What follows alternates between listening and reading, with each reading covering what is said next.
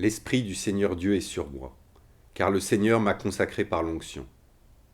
Il m'a envoyé annoncer la bonne nouvelle aux humbles, guérir ceux qui ont le cœur brisé, proclamer aux captifs leur délivrance, aux prisonniers leur libération. Bonjour ou bonsoir chers amis, jeunes et animateurs. C'est par ces très beaux versets du prophète Isaïe que nous sommes exhortés, au cœur de ce temps de l'Avent, dans l'attente de la lumière qui viendra éclairer nos ténèbres, à nous tourner vers nos frères pour accomplir notre vocation dans le don. Donner, c'est sans doute le verbe le plus caractéristique de Noël. Donner les cadeaux, évidemment, la joie dans les retrouvailles avec nos familles et nos proches, et aussi celui de Dieu le Père, qui par amour donne son Fils Jésus à l'humanité. Mais nous le savons, ce Noël sera particulier dans le contexte du coronavirus. Alors, comment se tourner vers cet esprit de Noël, alors que les temps sont marqués par la douleur, la frustration et une grande morosité de la société? Eh bien, comme chaque semaine, à travers la vie de Marcel Callot, la prière, la parole de Dieu, le témoignage ou encore le chant, eh bien, on va essayer, dans cette émission, de vous apporter quelques éléments de réponse à cette question. Alors, au programme de celle-ci, Marcel Callot, un ciel dans l'enfer des camps suivi de la prière avec sœur Agnès, retour sur l'évangile de ce troisième dimanche de l'Avent, le témoignage de Louis sur son année au service de la mission Isidore, et comme chaque semaine, un nouveau morceau de Nancy Pop Worship. Alors on commence sans plus tarder, bienvenue à ce nouveau rendez-vous des audacieux. Dans les étoiles, je peux voir ta majesté.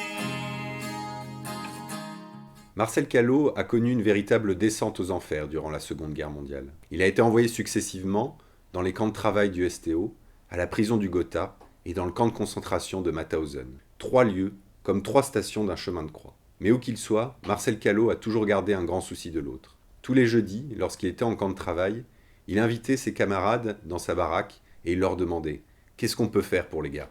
Il va alors organiser une véritable résistance spirituelle avec ses camarades de la JOC, en les faisant participer à des messes interdites, lors de temps de méditation biblique, et aussi en gardant une grande attention à l'organisation de loisirs comme le sport ou le théâtre.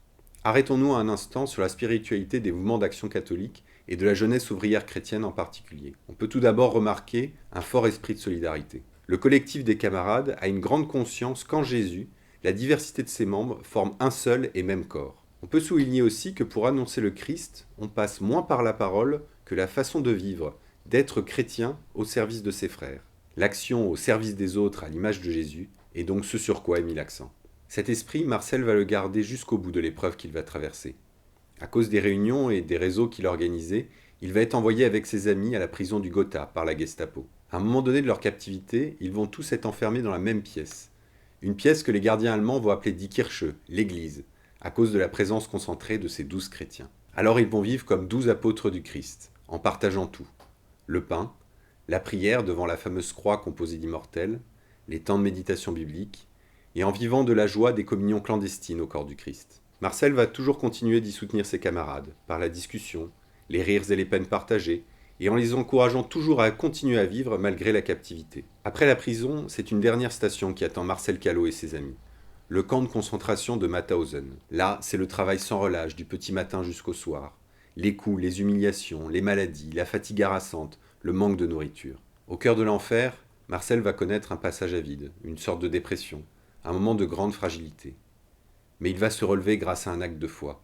Le Christ m'a ressaisi, a-t-il écrit dans l'une de ses lettres. Il ne pouvait pas se laisser abattre. Alors il est reparti de l'avant avec cette fougue si caractéristique de sa personnalité, et il va encourager à nouveau ses amis dans l'épreuve. Malgré la faiblesse, il exhortera ses camarades. Allez, allez les gars, du courage. Nous demandons au Seigneur d'être avec nous, il est avec nous, demandons-lui son secours. Et comme toujours avec Marcel, les actes accompagnent les paroles. À l'image de la veuve de Sarepta avec le prophète Élisée, il va continuer à partager son pain avec les autres prisonniers, bien qu'il fût vital qu'il en mange. Évidemment, ce manque de pain va être une des raisons de sa mort. Et c'est ainsi que Marcel Callot a rejoint cette lignée de grandes figures catholiques de la Seconde Guerre mondiale. On peut penser à Saint Maximilien Kolbe, qui s'est offert de mourir à la place d'un père de famille dans les camps.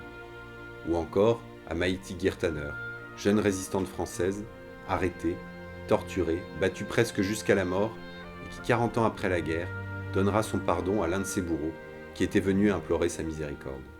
Donner, toujours donner pour continuer à vivre, tel fut leur credo. Bonjour à tous. Aujourd'hui, j'aimerais bien que nous puissions prier avec les paroles mêmes du bienheureux Marcel Callot. Il nous dit « Prie, communie, sanctifie-toi, sois apôtre. Au nom du Père et du Fils et du Saint-Esprit. Amen. Seigneur Jésus, dans le peuple immense de tes disciples, j'ai une place moi aussi. Elle est unique, irremplaçable. Je sais que tu m'appelles à vivre dans ton alliance, à ma manière, telle que je suis, avec mes qualités et mes limites aussi. Déjà, quand je décide de te donner un peu de mon temps dans la prière, quand j'essaie de me faire un cœur accueillant aux autres, de faire un geste de paix ou de pardon, tout au fond de moi, parfois je suis heureux, et cette joie-là, personne ne peut me la prendre, car elle vient de toi, de ton esprit. Aide-moi, Seigneur, à découvrir de mieux en mieux, jour après jour, la place que tu aimerais me voir jouer dans le peuple de tes disciples pour le bonheur de tous. Pour toi, je veux donner toutes mes forces et tout mon temps dans toutes les circonstances de ma vie, ainsi soit-il. Au nom du Père et du Fils et du Saint-Esprit. Amen.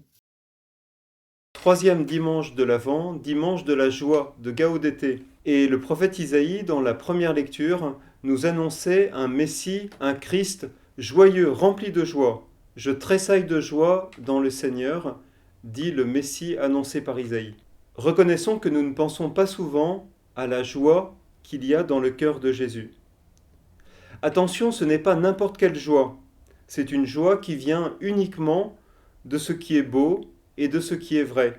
Jésus voit en lui profondément et autour de lui, dans les personnes et dans la création, il voit comme des éclats de la beauté et de la vérité de Dieu. Et nous? Nous sommes souvent tristes parce que nous sommes mécontents de nous-mêmes et des autres. Au lieu de chercher dans notre vie, au fond de notre cœur, dans les autres, ce qui est beau et vrai, ce qui nous rattache à la beauté et à la vérité de Dieu, nous nous laissons hypnotiser, tromper par ce qui est mensonger et laid. Cette semaine, cherchons la joie là où elle se trouve. Plongeons-nous dans la beauté.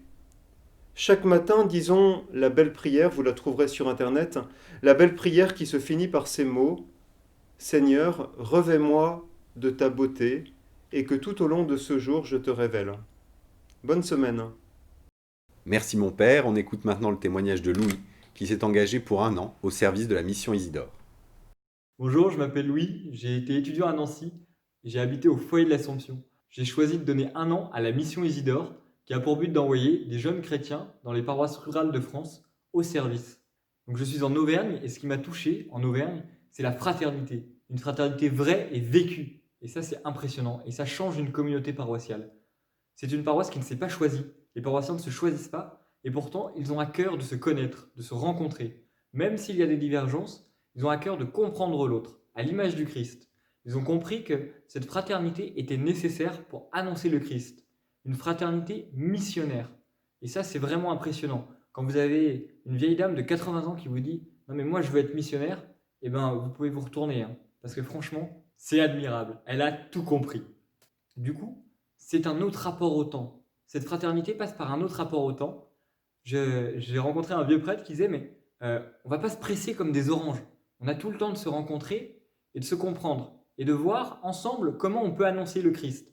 Et c'est nécessaire pour comprendre les talents de chacun. Alors n'hésitons pas à bousculer un peu nos paroisses et nos curés sur cette fraternité, leur dire que c'est nécessaire et nous investir.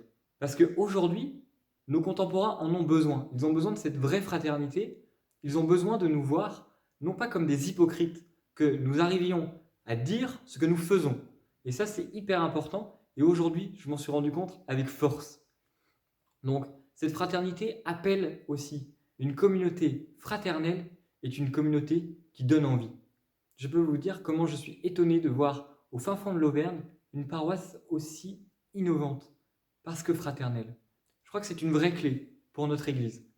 Aujourd'hui, je nous invite à ne pas tomber dans la mondanité, à ne pas tomber dans les faux semblants et nos apparences. N'ayons pas peur, parce que c'est grâce à ça aussi que nous rencontrons les saints du quotidien et que nous pouvons les montrer à nos contemporains. Merci Louis pour ton témoignage.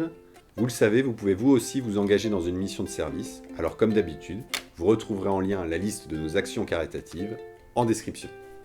Voilà, c'est la fin de cette émission. Merci pour votre fidèle attention. On se retrouvera en 2021 pour le prochain numéro du Rendez-vous des Audacieux. Et avant de laisser la main à Nancy Pop Worship et à leur morceau Ne crains pas, on se quitte avec le verset 7 du chapitre 9 de la deuxième lettre de Saint Paul apôtre aux Corinthiens. Que chacun donne selon ce qu'il a décidé dans son cœur, non d'une manière chagrine ou contrainte, car le Seigneur aime celui qui donne avec joie. Alors d'ici la prochaine fois, que Dieu vous bénisse.